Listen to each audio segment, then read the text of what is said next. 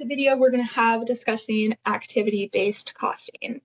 So if you'll remember, we kind of ended here where we had allocated out our indirect costs, our manufacturing overhead, using activity-based costing and an activity rate method in step 4. So remember, we have this, kind of like 9-step process of saying I have total activities. So I have engineering, production setup, and machining and assembly. I have activity rates per activity, and then I need to assign those activity rates to each individual product line.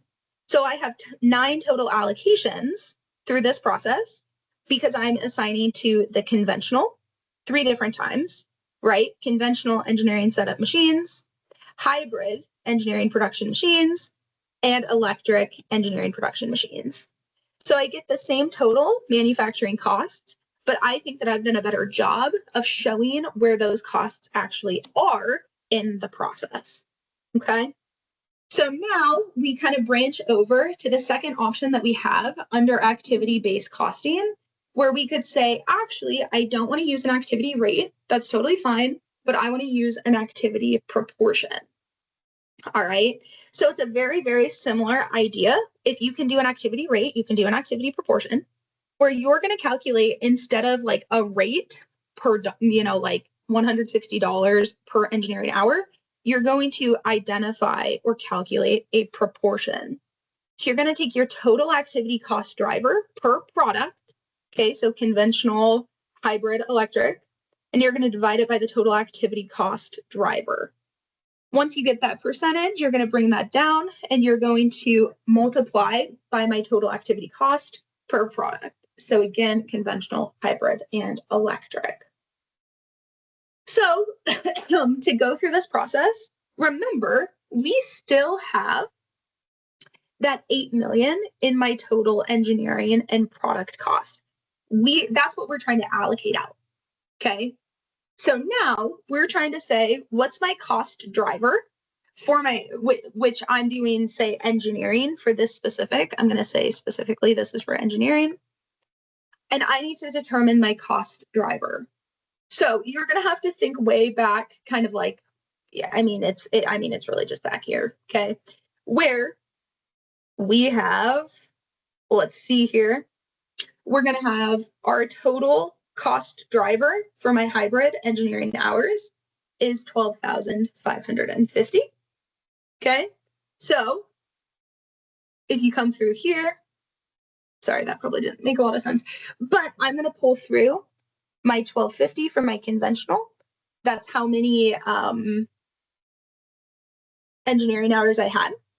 I'm going to pull through my 1250 for hybrid, and I'm going to pull through my 25,000 for electric. So again, all I've done is taken this specific activity of engineering hours and flowed through the cost driver associated with it. So I have the total of my 50,000. So now all I do is take my 1250 divided by 50. So I'm just taking the percentage, right? So I have 25% of my engineering hours are coming from conventional. 25% of my engineering hours are coming from hybrid. And 50% of my engineering hours are coming from my electric cars. So you can see that it takes a heck of a lot more of my engineering hours to produce electric cars, which, realistically should make sense, right? Because those are newer and I'm still kind of learning how to apply them. So now what do I need to do? Well, I have this 8 million that I need to allocate out. So I have my total activity cost related to my engineering of 8 million. And notice I'm now going to split that 8 million out, and I'm going to give 25% to my conventional. I'm going to give 25% to my hybrid, and I'm going to give 50% to my electric. So I'm going to see that I'm going to have 2 million of manufacturing overhead applied for my engineering to my conventional. I'm going to have 2 million of my engineering applied to my hybrid cars. And I'm going to have 4 million applied for my engineering hours to my electric vehicles. So that will give me a total of 8 million, which reconciles out, right? And it should equal. Okay. So after you go through this process, right, what can you do? Well, you can do it for the other products as well. So we have already taken care of engineering, prior slide.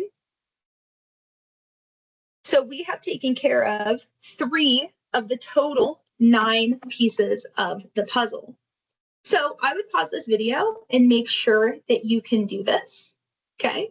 But I'm going to go through the process of allocating my production setup out to conventional, hybrid, and electric vehicles. So I will do my production down here. I'm going to do my conventional, my hybrid, my electric. Okay, so what is my percentage? Well, I have 100 divided by 500 gives me 20%. 200 divided by 500 gives me 40%. 200 divided by 500 equals 40%. Now, what do I need to multiply that by? My total cost. So I have my, oopsies, I'm going to erase that because that's getting a little messy and I want to make sure that you guys understand what I'm trying to accomplish. 20%. Now I multiply that by my total cost for the activity.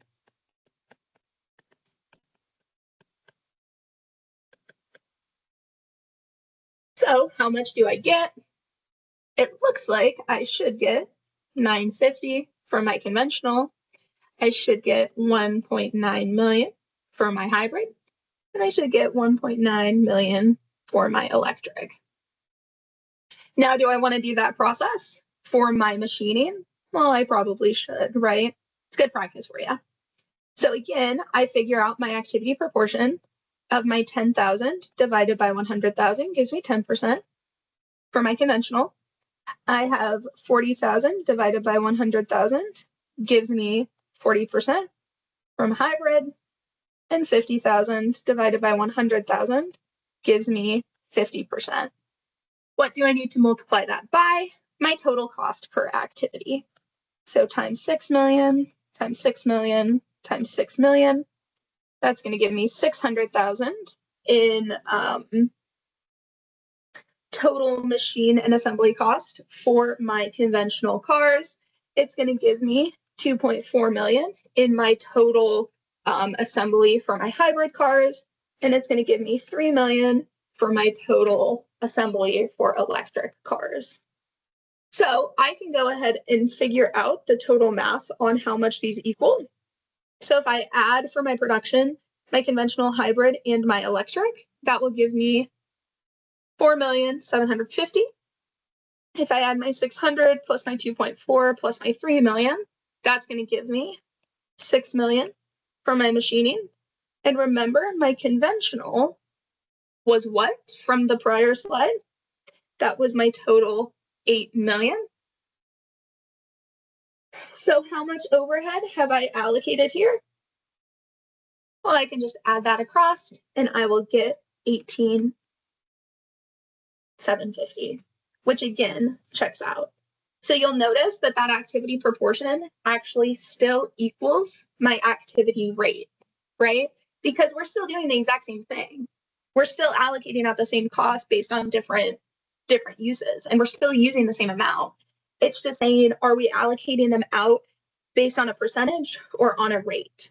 But regardless of what we choose, we have to always have the total amount that we allocate out equal to what we know we have to allocate out, okay? So there are some additional insights that you can gather when you do this. So here, kind of like what we're looking at is we're saying, okay, now I have the total amount of overhead that I'm applying based on my ABC allocation. So I can see that 37% goes to my conventional, 33% goes to my hybrid, and 30% goes to my electric. Well, what does that tell me? Well, it says that it's pretty evenly spread out, but now what I might want to ask myself is, okay, am I producing the same number of vehicles across these? Because I'm incurring the same amount of cost, right? Or I'm incurring the same relative proportion of cost across the different product lines, but am I producing the exact same amount of vehicles? Well, no, I'm definitely not. Because if you remember, I'm producing a heck of a lot of conventional vehicles in a year. I'm only producing 500 electric vehicles. So now when I divide out my total manufacturing cost by the number of products that I produce, well, you can see I'm only assigning manufacturing overhead of a little over 1,000 to my conventional, but I'm assigning 11,000 to electric. I mean, that's a heck of a lot, right? So when you're able to kind of narrow it down and look at it on a per unit basis, that's where you really start seeing, the differences and the benefits of activity-based costing. So once we figure out our manufacturing overhead per unit, well, that allows us to calculate our total manufacturing cost, which is just DMDLOH. And again, you can see that it only costs me $18,000 to produce a conventional, but it costs me $30,000 to produce an electric. And again, that just gives me insight to determine how much do I, what do I set my sales price at, for example? Because if it takes $12,000 more for me to produce an electric car, well, you should definitely expect that electric cars are going to cost more money. And just based on our kind of knowledge of the car market, we can see that probably is true, right? So how companies choose to set their prices is very heavily determined by the amount that it costs them to produce products. Okay. So another thing, and here's exactly kind of what we're talking about here, is we're talking about the average selling price. Well, you can also say, here's my total average selling price.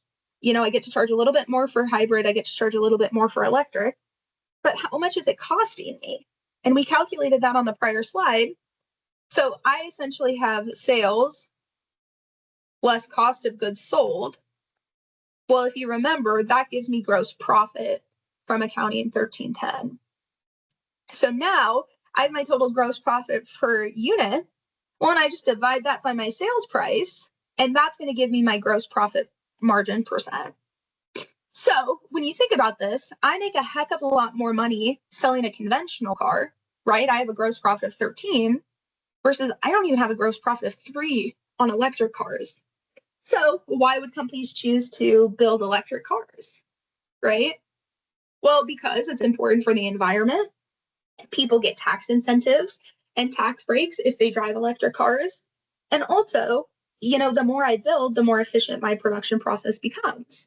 So yeah, maybe I'm not making as much money right now, but am I going to be able to make more money in the future through this process?